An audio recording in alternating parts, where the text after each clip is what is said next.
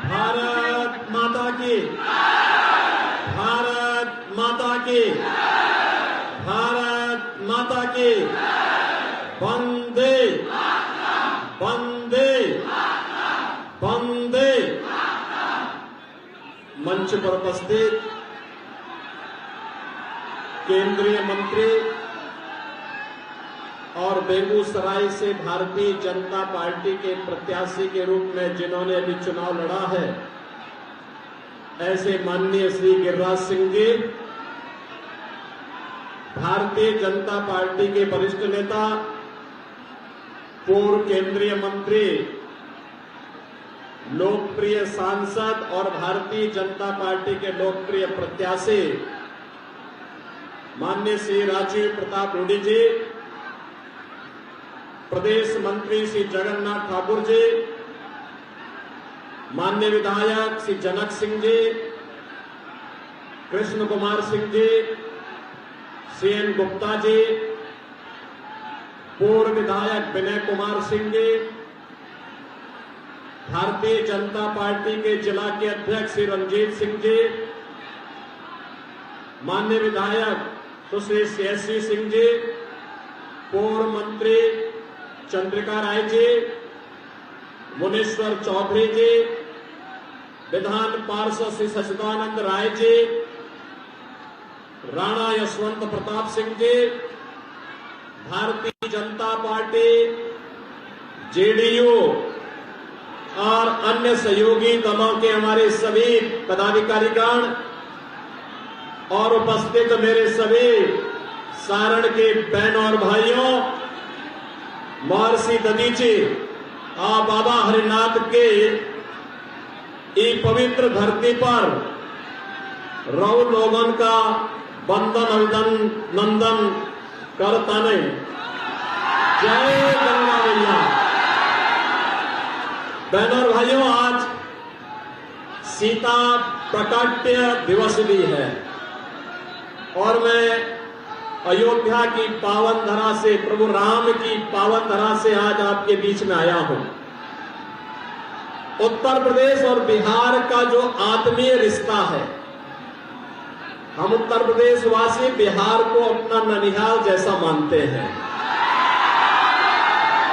और बहनों भाइयों, इससे बड़ा सौभाग्य और क्या हो सकता है कि माता सीता के प्राकट्य दिवस के अवसर पर मुझे सारण की धरती पर आने का सौभाग्य प्राप्त हुआ है।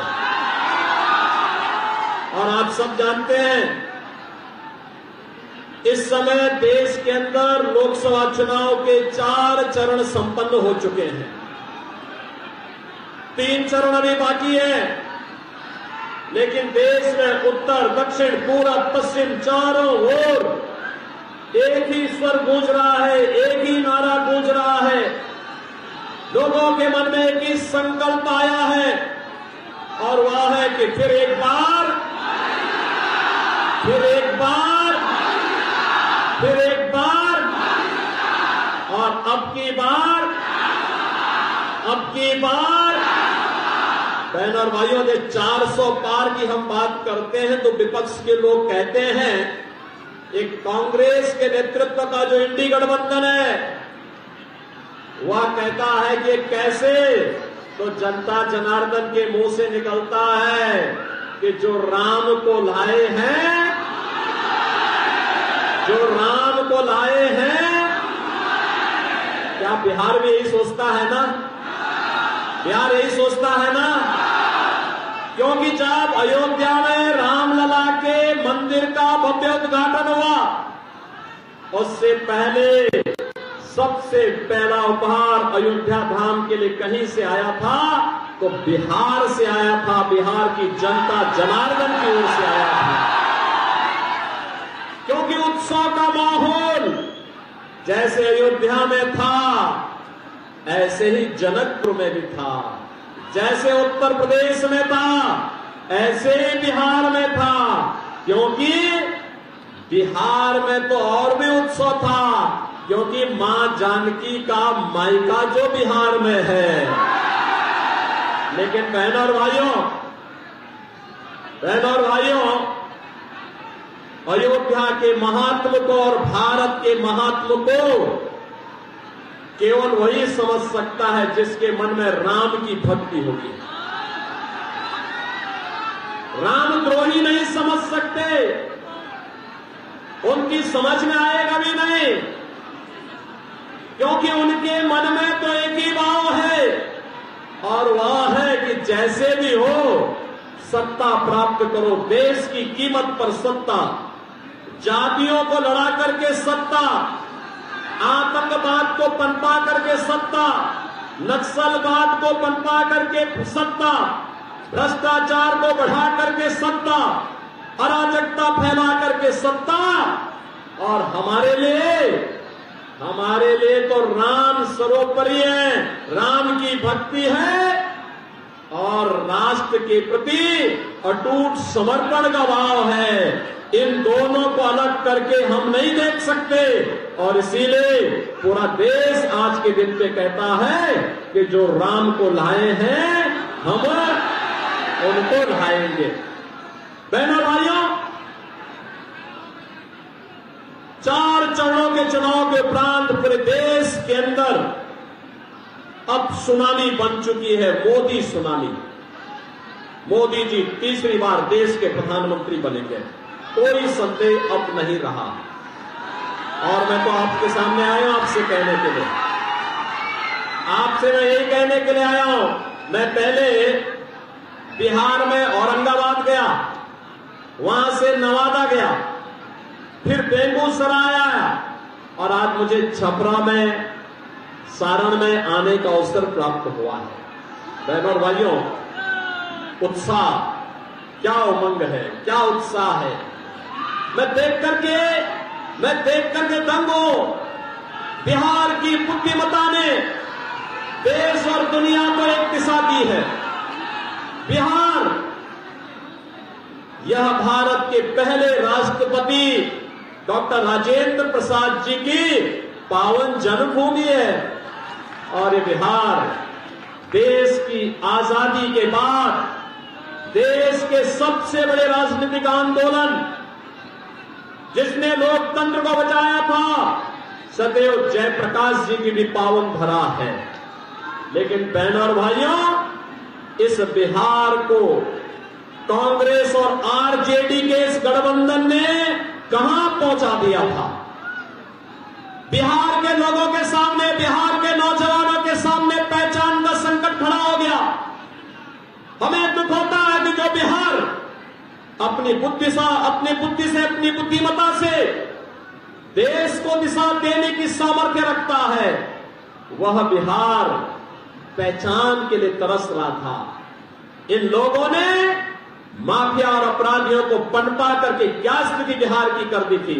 और बहनों और भाइयों, आज आप देख रहे होंगे यूपी में, यानी केंद्र में भी बीजेपी और यूपी में भी बीजेपी की सरकार आई। अयोध्या में रामलला का भी विराजमान हो गया।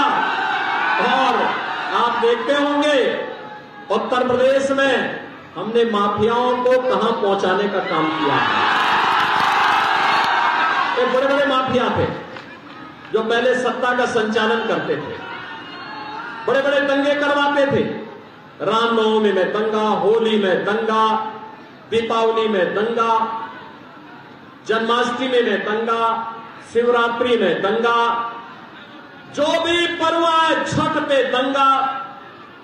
तो हम लोगों ने भी तय किया, मैंने कहा अगर मुझे मोदी जी ने यूपी की बागडोर सौंपी है तो इन दंगाइयों को रसातों को जरूर पहुंचाऊंगा। और बहनों और भाइयों, आज आप देखते होंगे अब यूपी में पिछले 7 वर्ष में एक भी दंगा नहीं हुआ, कोई दंगा नहीं, कोई कर्फ्यू नहीं, ये सब समाप्त, दंगा भी समाप्त, कर्फ्यू भी समाप्त, और वहां पर माफिया भी समाप्त। अब महोत्सव होते हैं, महोत्सव, दीपोत्सव अयोध्या में, रंगोत्सव मथुरा में, देव दीपावली काशी में, और आपको अयोध्या में, काशी में, विंध्यवासिनी धाम में जाने का अवसर प्राप्त होता होगा। आज आप देखते होंगे जैसे अयोध्या में ऐसे लग जैसे त्रेता युग की अयोध्या साक्षात उतर आई हो। बहन और भाइयों, ये कांग्रेस और आरजेडी बिहार को फिर से कहां पहुंचाना चाहती है, किसी से छुपा हुआ नहीं है। जब भारत आज डिजिटल युग में जा चुका है, ये बिहार को लालटेन युग में ले जा रहे हैं। क्या लालटेन युग में ले जाएंगे? क्या ले जाएंगे? क्या? और जो गिरिराज बाबू अभी कह रहे थे, लालू जी क्या कह रहे हैं? भगवान करे वो स्वस्थ रहे। लेकिन मुझे आश्चर्य होता है, वो कहते हैं कि पिछड़ों का सभी आरक्षण मुसलमानों को दे देना चाहिए।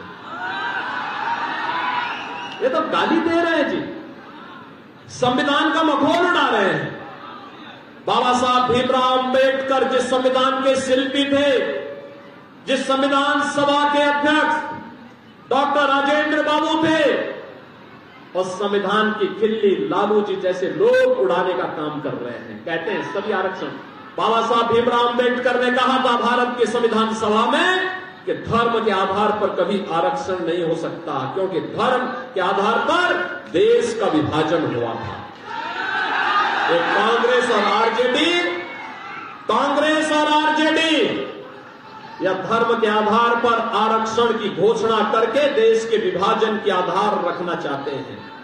क्या आप इसको स्वीकार करेंगे? क्या? और दूसरी खतरनाक चाल इनके द्वारा क्या चली जा रही है? वह चली जा रही है, देखो गरीबी तो कांग्रेस ये लोग हटा नहीं पाए। कांग्रेस गरीबी हटाने का मॉडल देखना हो तो मोदी मॉडल देखो। बहनों और भाइयों, 80 करोड़ लोग फ्री में राशन की सुविधा का लाभ प्राप्त कर रहे हैं देश में, 4 वर्ष से लगातार कर रहे हैं। और कांग्रेस और आरजेडी के समय में गरीब भूख से मरता था, तवा के भाव में दम तोड़ता था। आज 80 करोड़ लोग फ्री में राशन, 60 करोड़ लोग आयुष्मान भारत की कार्ड की सुविधा, 12 करोड़ अन्नदाता किसानों को किसान सम्मान निधि, 12 करोड़ घरों में शौचालय का निर्माण, 10 करोड़ घरों में उज्ज्वला योजना का कनेक्शन और 4 करोड़ लोगों को प्रधानमंत्री आवास मिल गया है। और मोदी जी ने घोषणा की है 70 वर्ष से ऊपर के हर एक बुजुर्ग को प्रतिवर्ष 5 लाख रुपए की स्वास्थ्य की सुविधा उपलब्ध करवाएंगे, फ्री में उपलब्ध करवाएंगे। मोदी जी ने घोषणा की है कि अगले 5 वर्ष में बाकी बचे हुए सभी पात्र लोगों के लिए एक आवास उपलब्ध करवाएंगे। मोदी जी ने घोषणा की है कि हम आने वाले समय में फ्री बिजली उपलब्ध करवाने के लिए हर घर पे सोलर पैनल लगाएंगे और उस पैनल से आप बिजली से पैसा भी कमाएंगे और फ्री बिजली भी प्राप्त होगी। बहनों और भाइयों, जितनी पाकिस्तान की आबादी नहीं, यानी जितनी पाकिस्तान की आबादी है, उससे ज्यादा लोगों को भारत ने 10 वर्ष में गरीबी रेखा से उभार करके एक खुशहाल जीवन जीने की ओर अग्रसर किया है। ये जो पाकिस्तान का राग अलापने वाले लोग हैं ना, उन लोगों से बोलिए कि भाई अगर पाकिस्तान से इतनी ही स्नेह है, इतना ही प्यार है, तो भारत पे बोझा मत बनो, पाकिस्तान जाओ। इनको भी गली मोहल्लों में जाकर के कटोरा लेकर के भीख मांगना पड़ेगा। देख रहे हो 1 किलो गेहूं के लिए वहां क्या छीना झपटी हो रही है। ये तो पाकिस्तान के हाल है। और बहनों और भाइयों, भारत है अपने लोगों को सब सुविधाएं उपलब्ध करा रहा है। ये मोदी जी का मॉडल है। लेकिन इनका मॉडल क्या है? इनका मॉडल क्या है? कांग्रेस क्या कहती है? कहती एक झटके में गरीबी हटाएंगे। कैसे हटाएंगे? क्योंकि दादी ने नारा दिया तो पोता भी वही नारा रट रहा है 54 वर्ष के बाद भी। 1970 में श्रीमती इंदिरा गांधी ने गरीबी हटाओ का नारा दिया था, आज पोता भी वही कह रहा है। जब एक पत्रकार ने पूछा कैसे हटाएंगे, कहा एक झटके में हटा देंगे। कहा कैसे? उसने कहा वेल्थ सर्वे, वेल्थ इमरजेंसी, ये सर्वे कराएंगे संपत्ति का। आपके बाप दादों की जो कमाई होगी, आपके पिताजी ने, आपके बाबा ने कोई जमीन का टुकड़ा खरीदा होगा, 1 बीघा, 2 बीघा, 4 बीघा, कोई जमीन ली हो गई, कोई आपको पुश्तैनी जमीन मिली होगी, उसमें कांग्रेस और आरजेडी के गुंडे आएंगे, कहेंगे कि भाई अब तो इनकी सरकार आ गई है, इसमें से 50% आधी प्रॉपर्टी अब ये सरकार की हो गई है, अब इसमें कांग्रेस के लोग कब्जा करेंगे। यानी इनके अंदर औरंगजेब की आत्मा घुस गई है, जो जजिया कर लगाना चाहते हैं विरासत टैक्स के नाम पर। क्या ये जजिया कर स्वीकार करेंगे? क्या स्वतंत्र भारत में औरंगजेब की आत्मा वालों को आप जीवित करने देंगे क्या? बहनों और भाइयों, ये चुनाव भारतीय जनता पार्टी के लिए, जेडीयू के लिए, लोक जनशक्ति पार्टी के लिए और हमारे अन्य सहयोगी दलों के लिए आत्मनिर्भर और विकसित भारत को बनाने का चुनाव है। आत्मनिर्भर भारत का मतलब हर नौजवान आत्मनिर्भर, उसके हाथ को कार्य होगा, हर किसान खुशहाल होगा, हर बेटी और बहन सुरक्षित भी होगी और सम्मानजनक आर्थिक स्वावलंबन की ओर आगे बढ़ेगी। समाज का हर तबका आत्मनिर्भर होगा और विकसित भारत की संकल्पना को आज साकार करने के लिए मोदी जी को तीसरी बार फिर से देश का प्रधानमंत्री बनाना है। और मोदी जी को प्रधानमंत्री बनाना है तो छपरा सारण पर कमल खिलाना है और इसके लिए रूडी जी को भारी बहुमत से विजयी बनाना है। सहमत हैं? सहमत हैं? सहमत हैं? बहनों और भाइयों, पूरा चुनाव तो अब राम भक्तों, रामद्रोहियों के बीच में आ गया है। आ गया है ना? आ गया है ना? देखो क्या कहते हैं सब ये रामद्रोही, कहते हैं राम मंदिर बेकार बना है। कांग्रेस के एक बुद्धिदाता है, कहते हैं राम मंदिर भारत में बनना ही नहीं चाहिए था। तो हमने कहा कहां बनना चाहिए था? कहना था भारत में नहीं बनना चाहिए था। अरे हमने कहा बताओ तो राम मंदिर अयोध्या में भारत के अंदर नहीं बनता तो कहां बनता? कहता इससे भारत की इमेज खराब हुई है। वाह, हम अपने मुक्तिदाता का, अपने ईश्वर का, अपने इष्ट का मंदिर बनाए, उनकी जन्मभूमि पर बनाए। ये भी कांग्रेस के लोगों को बुरा लगता है, आरजेडी वालों को बुरा लगता है। बहनों और भाइयों, ये देश के लिए स्वयं समस्या है। ये कांग्रेस भी और आरजेडी भी देश के लिए एक समस्या बन चुकी है और इस समस्या से जितनी जल्दी बिहार मुक्ति पाले, देखो यूपी ने तो उस समस्या का समाधान कर दिया है। आपने देखा होगा कांग्रेस के वहां मात्र 2 सदस्य हैं विधानसभा में और लोकसभा में पिछली बार 1 था, इस बार वहां भी नहीं रहेगा। लेकिन मैं आपसे कहने के लिए आया हूं, लालू जी के ही शागिर्द उत्तर प्रदेश में भी हैं और उन लोगों को हम लोगों ने एकदम सही जगह पे बिठाया हुआ है कि भाई देखो, बहुत बोलना नहीं है, बहुत करना नहीं है, हलचल बहुत नहीं होनी है, क्योंकि जिन माफियाओं को पहले शागिर्द बनाते थे अब वे जन्नत के नहीं जहन्नुम के अधिकारी बन चुके, जा चुके हैं। अब उनके लिए कोई जगह नहीं बची है, इसलिए अब बहुत ज्यादा उछल कूद करने की आवश्यकता नहीं है। अब तो राम भक्तों, राष्ट्र भक्तों की बारी है और विकसित भारत निर्माण के लिए हम सबको मिलकर के कार्य करना है। आप सभी बिहारवासी भी सहमत है ना? सारण और छपरावासी भी सहमत है ना? नए भारत का नया बिहार बनाना है ना?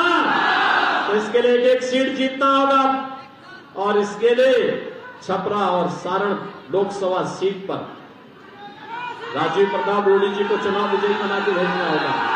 बना के भेजेंगे, घर घर जाएंगे, एक एक वोट को मतदान केंद्र पे लेके जाएंगे, किसी के बहकावे में तो नहीं आएंगे, और सबको बोलेंगे ना कि जो राम को लाए हैं, जो राम को लाए हैं। बहनों और भाइयों, आप सब ने जो उत्साह दिखाया है, मैं आप सबका हृदय से अभिनंदन करता हूं और आप सबसे अपील करता हूं कि भारतीय जनता पार्टी के सुयोग्य प्रत्याशी, लोकप्रिय प्रत्याशी, वरिष्ठ नेता राजीव प्रताप रूडी जी को भारी बहुमत से विजयी बनाने की अपील आप सबसे करता हूं। आप सब मेरे साथ बोलेंगे, भारत माता की